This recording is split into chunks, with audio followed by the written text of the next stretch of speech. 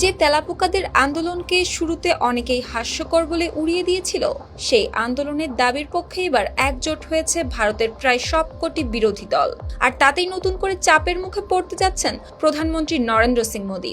অনেক সমালোচক বলতে শুরু করেছে, এবার হয়তো নড়তে বসেছে মোদির গদি।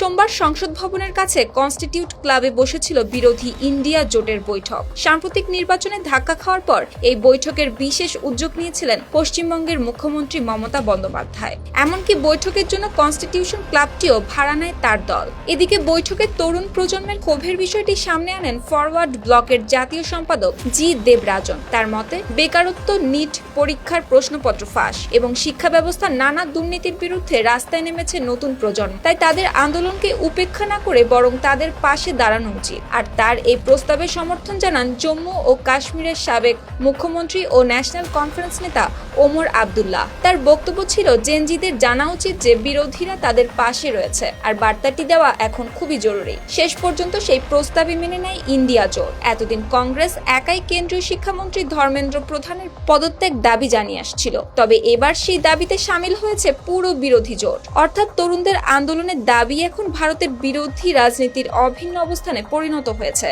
তবে তেলাপোকাদের আন্দোলনকে ঘিরে বিতর্কও কম নয়। বিজেপির অভিযোগ, এই আন্দোলনের পেছনে পাকিস্তান ও মার্কিন ধনকুবেরদের মদত রয়েছে। কিন্তু দেবরাজন ও ওমর আবদুল্লাহর যুক্তি ভিন্ন। তাদের মতে, যখন দেশের যুব সমাজ নিজ থেকেই সরকারের বিরুদ্ধে রাস্তায় নেমেছে, তখন তাদের দাবিকে সমর্থন না করা হবে রাজনৈতিকভাবে বোকামি। এই যুক্তিতে সায় দেন রাহুল গান্ধীও। তিনি মনে করিয়ে দেন, নির্বাচন কমিশনের বিরুদ্ধে ভোট কারচুপির অভিযোগ তোলার সময় শুরুতে তিনি একা ছিলেন, পরে অন্যরাও ধীরে ধীরে সেই বিষয়টি গুরুত্ব বুঝতে শুরু করেন। এরই মধ্যে ইন্ডিয়া জোট সিদ্ধান্ত নিয়েছে, নির্বাচন প্রক্রিয়া নিয়ে নিজেদের অভিযোগ দেশের প্রধান বিচারপতির কাছে তুলে ধরা হবে। পাশাপাশি প্রতি 2 মাস অন্তর নিয়মিত বৈঠক করারও সিদ্ধান্ত নেওয়া হয়েছে।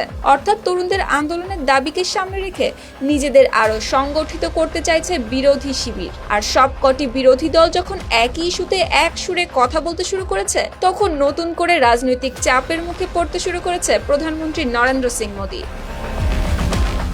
সুপ্তি রায়, RTV।